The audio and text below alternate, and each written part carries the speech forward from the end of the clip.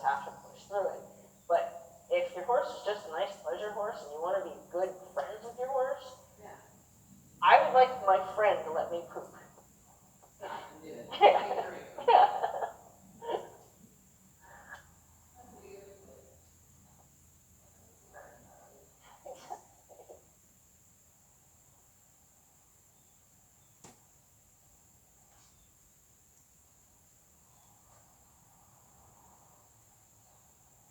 So your position is really nice. You got your heels down. You got your, looks like you got your tush under you enough. If you put your hand in the back and put your hand, would it land flat or fingertips? Pretty flat. Might tuck a little bit more to get more flat, but yeah.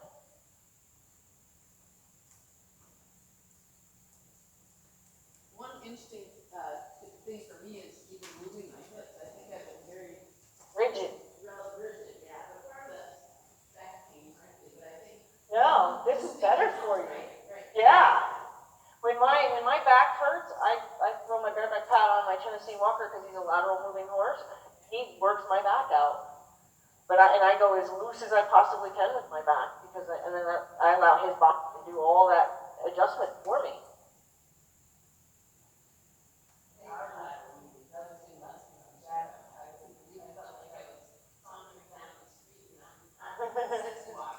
Yeah.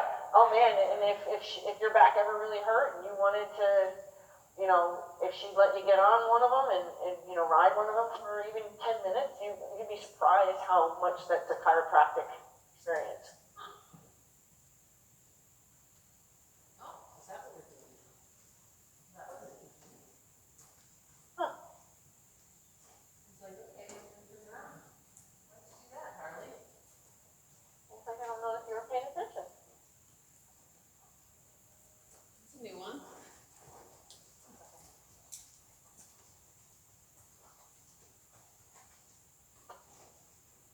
Yeah, I always, like, the reason I ride bareback is I feel very disconnected with a saddle between, but, the idea is to ride the horse, not the saddle. So, like, you can kind of convince people that they're trying to eliminate the saddle in their experience and move and feel with the horse. It makes it better for the horse because then you're not working. So, like, when you ride rigid, you actually work against your horse. It's almost like a compaction experience for the horse. And it's hard to do that when you're bareback, right? Well, but you fall off. Now I'm teaching a bareback lesson with a girl who really, well, you met her. She's really like wanting to learn how to stay on no matter what kind of thing. So we're doing a lot of bareback work.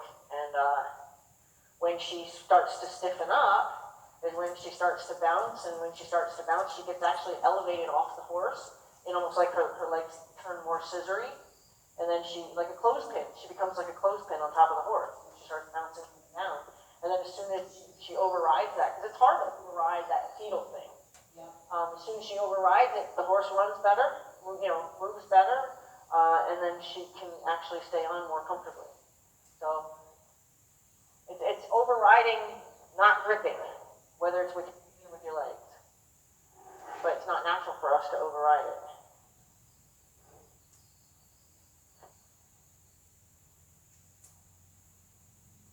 And the more you move with your horse, the more you're a passenger. You're not fighting them. I'd hate you too if you're bouncing up and down on my back. Yeah. We're lucky that they let us do it. Yes, we are. So whenever you're ready to ask him for that cute little jog he has, we'll go ahead and get him warmed up in the jog.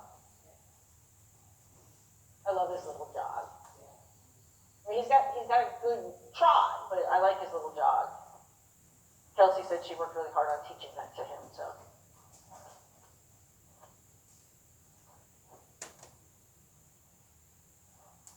There you go. That's a nice seat you got going on there.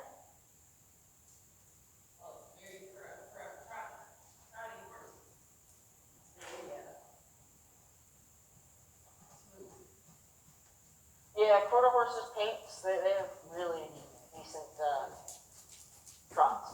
My Katie's got a really smooth trot. reintroduced him right there? I kissed him, Okay. because he was starting to slow down about like 2 minutes.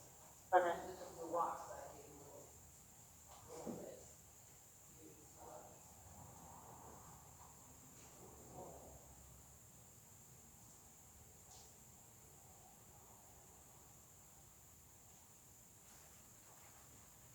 So raise your left rein, sit a little deep on your pockets and see if he'll walk.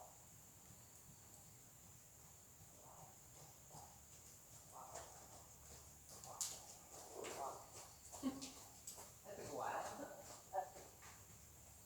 That was a little too long. Yeah, so that's the test I would do before I canter. Because if you can't downward transition from a jog to a walk, then you're not really in a good position to go from a canter to a walk or a hoe or whatever you might need. So you want to be sure that you have your downward transitions doing pretty good. You're not even Kirsten Sowers, so stop it. He's like, well, she gets to stand in the middle. I like just standing.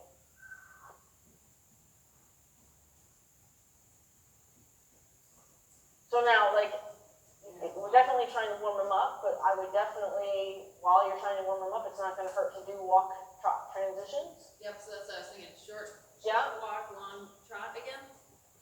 Or they could even, walk, trot a couple times even in that stretch, just to say, listen, I want you to be paying attention to my transitions here.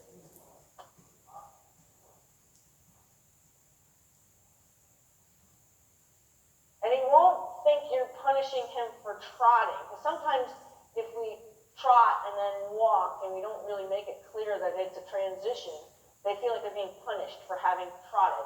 And then sometimes they stop trotting when we ask them to because they think, well, I keep getting it wrong. So by doing it with a specific rein cue, it helps them know for sure what they've been asked for. So I would say if your reins come into your lap, they're too long.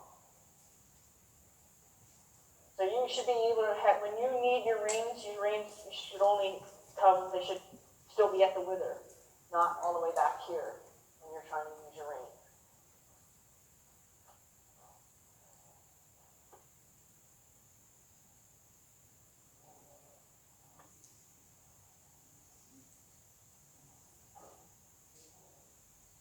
Yeah, so something is giving him a little fire. Not really sure. Something's giving him he's getting unconfident. So I would work on this a little bit till he becomes more confident about it. I'm not sure, I'm not on him, so I can't feel what's triggering it. I'm going to say it's probably just me being asked to trot and then being asked to walk is actually what's making him a little nervous.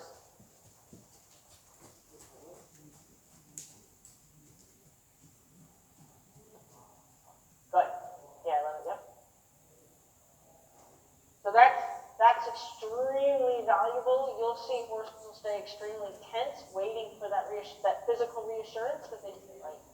So when you just pet down, I'm about to tell you to, because it means something to them to be told, yes, that's all we wanted. I don't like to make them spend much time wondering if I did it right. Right.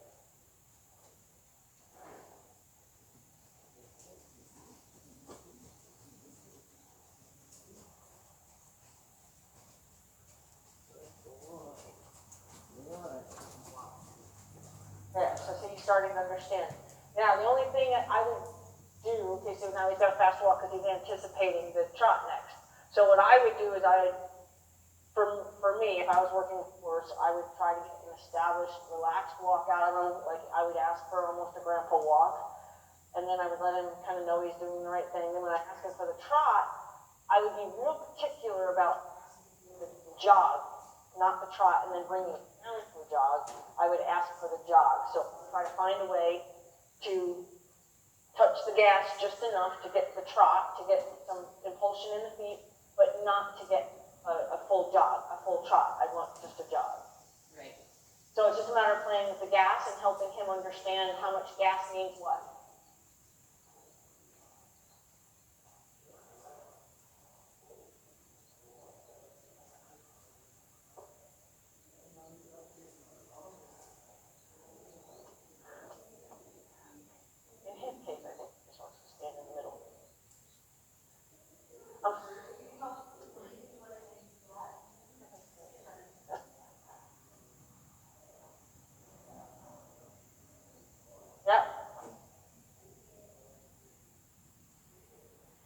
also the trick too is to make sure your body, so make sure your body reflects what you're looking for.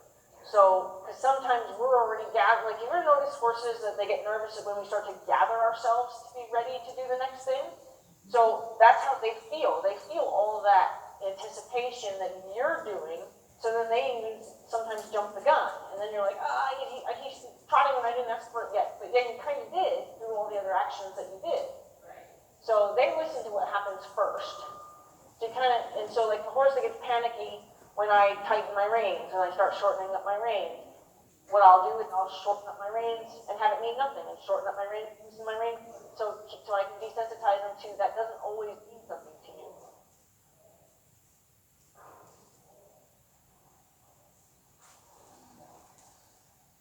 That's interesting.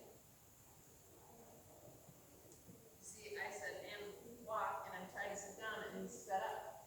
Because I think maybe I got out of balance in that minute or something, or sat too hard down, I don't know. But it was interesting to me because I said, and walk, and I kind of sat down the saddle, and he sped up. Huh. Did the opposite. Well, the only thing I saw that might have been different was you had a pigeon that kind of flew in that moment. What? You had a pigeon fly into at that moment. Oh, I didn't even see. Like it came in from not just doing this, but it came in behind. So it's possible that that's what happened to.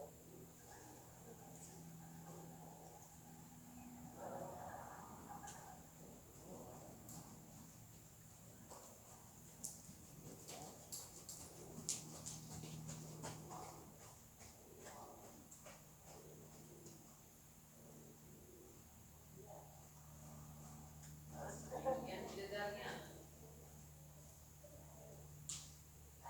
See, he does have kind of a drunken sailor thing already going on, but you notice how he is staying on the rail pretty much today. So I would, normally if it was a horse that has good rail manners or a good rail understanding, I would say it's maybe the way you're sitting was causing him to swing out. But because I already know him and know he's already dealt with the issue of I'm a drunken sailor and I don't know about the rail, we can kind of excuse that as him just being not a real smart or savvy. But he's doing pretty good today. You know, we worked pretty hard to fix that. Yep. Yeah, it's much, much better today. There's a little bit of play, but I don't feel like I'm nagging at him like I was the other time last week.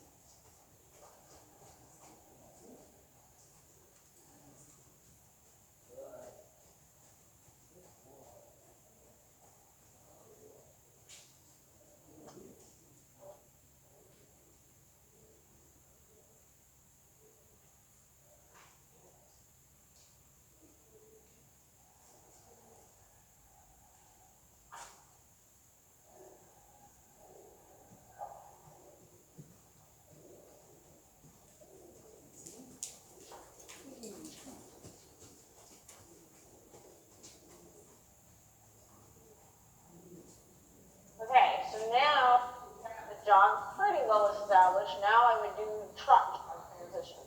I would want to make sure that I can bring him from a fast trot back down to that jog, because once you break him out of the canter, if you don't have a really good downward transition, you're going to break out of the canter into a fast run, and that fast run we want to avoid. So you can practice your posting if you want. This would be the time it'd be beneficial to you, like it would make you feel better than bouncing on a, because with bouncing you're also holding his face quite hard. There you go.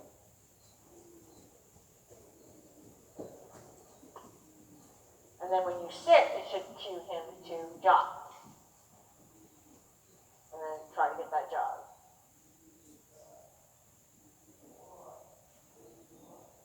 And now when you post, it should tell him to pick up that faster trot.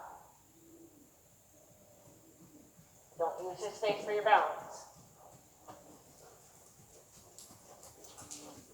And then sit for the jog.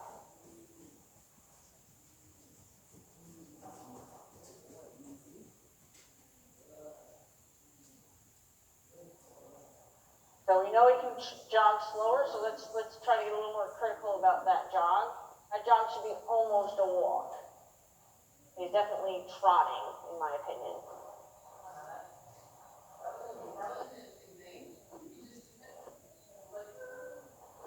Yeah, I'm wondering if, because you are using a little bit of his space for your balance, so I'm not sure if maybe he bounced a little hard on that left rein and he went ahead and acted like he needed to make a turn. I want to give him some of the benefit of the doubt. I'm not saying that that's what happened. He's spending a lot of time with his nose tipped out.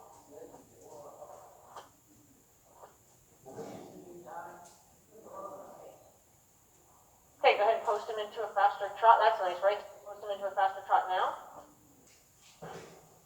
But just do it by posting, so that way he knows that you're asking for it through your body as opposed to asking for it in noise. Okay, go ahead and bring him back down to the jog.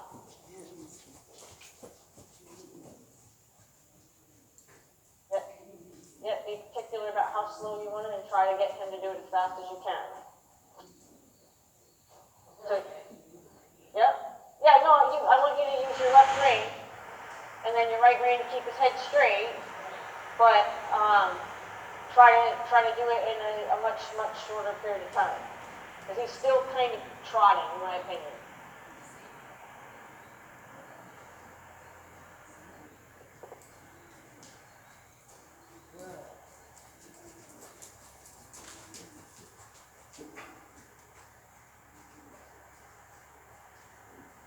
Okay, go ahead and post him into a trot. Yep, good. That's asking for the jog. Try to make it as quick, almost like you're asking him to walk. You want it to be that quick of a transition. And then release him when you're happy. I'd say that's still a trot, but when you're happy with the speed, that's when you release him, so that he knows it's that big of a difference that you're expecting. Because he has no idea how fast is good until you tell him. So he can go even slower than that. I would really love it to be like that almost walk jog that he has.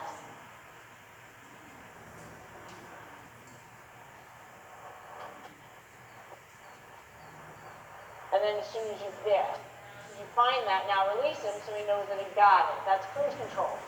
If he speeds up or does anything different than that, then you're gonna do something about it then. Wow. We got a late start then.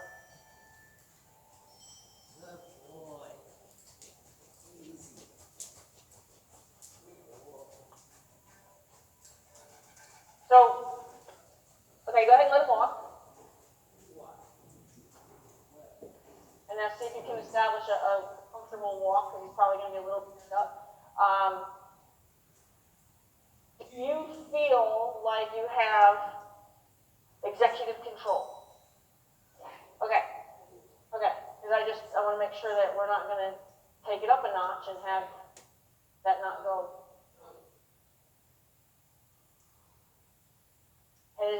To the right is his harder side. Although, honestly, I found him not to be too uneven. I know to the right, our runaway ride, or the one that was probably the most out of control, was to the left when he was in here the first time. The first time I tried to canter him, I was hanging on that left rein, just trying to steer it. Oh, I remember. Like I said, the video doesn't do it justice, but I remember. Well, there's one thing I said when I pulled the parents out of the driving out, so he did do that. Okay, so we will go to the right, because I did remember that the left, he was most unresponsive to any kind of cues. Although it's fixed, but now you're riding him. So I just want to make sure that it's fixed. And I think he's more, and this way too, if you had to stop him, like if you thought it was out of control, you could bend him into the wall. You know what I mean? So, because I always, no matter what, even if it's the wall, I use my left rein.